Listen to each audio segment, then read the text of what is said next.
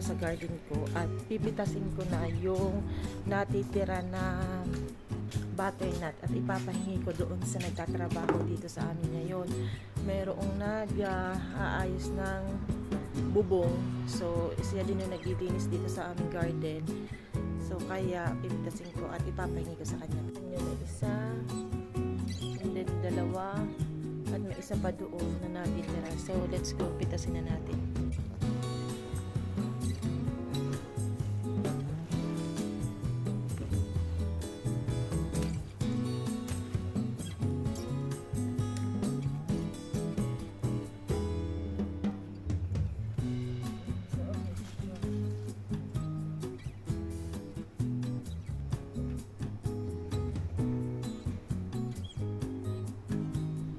So, may isa pang tira.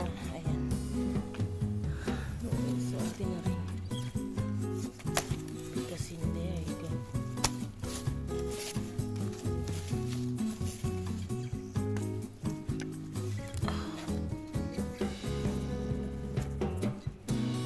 Malaki rin ito. And medyo gang na rin.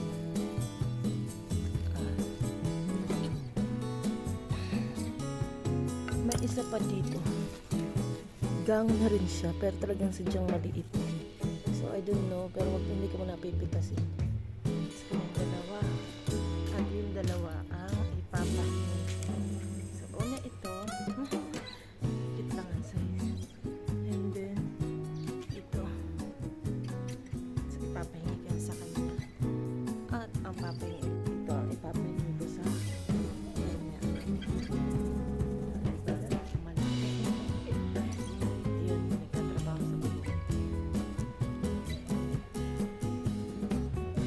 Romeo, this is the butternut that I'm going to give you. And this one as well. They are matured already, right? They are already... Yeah. And I will give you some chilies as well to bring home.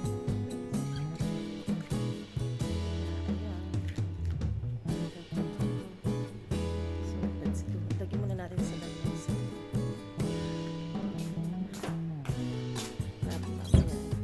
Hindi ko nahuhugasan. Pero parang nasugatan ako doon. Let's go. So, para hindi lang tayo ang nakakatikim ng butternut natin. Habang ako nagko-coffee dito sa garden. So, sharing is caring. So, it's food and it's vegetable, it's free. So, pwede natin i-share. At marami na rin ako na-add dito. So, I think it's enough for us. So, it's time na i-share na. Meron sana akong friend na gustong i-share ito. Ito, kaso ang lalayo nila. Yung isa 30 minutes ang biyahe mula dito. So, yung mga 20 minutes or 15 minutes maybe. Hindi naman ako basta makakaalis pag weekdays. Kasi nga marami rin akong gawa. So, tingnan yung aking flowers. Ang dami ito, all year namumulaklak. Hindi talaga siya nababawasan ng bulaklak. Ang dami niya mamulaklak. So, yan. And pasok na tayo sa loob. Tapos na ako mag-coffee. Okay. Nakikita niyo, meron siyang mga white na hindi ko alam kung paano tatanggalin ito mo.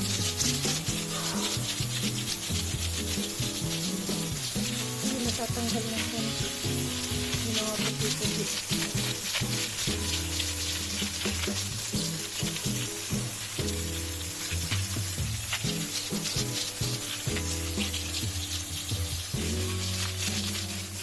Hindi natatanggal ito.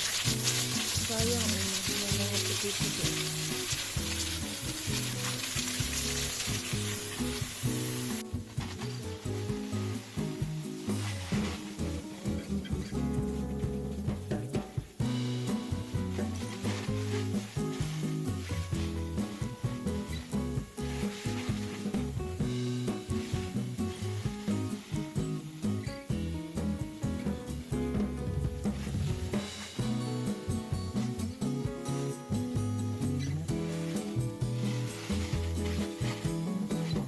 Fast forward, matapos kong diligan yung mga halaman ko, dito naman ako sa loob at lilinisan ko itong computer dito at para makapag-edit ako ng mga videos.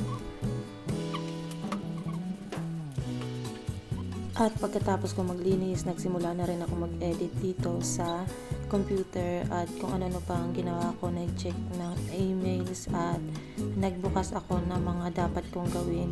And pagkatapos niyan ay nag-ready na ako ng lunch noong naglilinis sa aming garden. Ayan, nag-prepare ako ng pansit, 2 cupcakes, and of course, gusto niya is coffee. So, yun ang aking inihanda. Ito yung kanyang baso, nag-ano ko ng coffee. Nilagay ko ng 1 kutsara at dahil gusto nung aming medyo may pait. Fresh milk yung ginamit ko dahil yung creamer nila dito ay hindi ko gusto ang lasa. So, hindi rin naman ako makainom ng basta kape. Kaya talaga fresh milk yung ginagamit namin dito. So, ayun na. Tapos ko nang timplahin. And for the lunch, I have chicken ginisa sa opo, and of course may chili garlic oil in there para mas masarap ang kain, medyo may anghang. So yan ang aking lunch, and yan lang ang update ko for today. Thank you for watching. Please don't forget to like, comment, share, and subscribe. Bye! See you on my next video.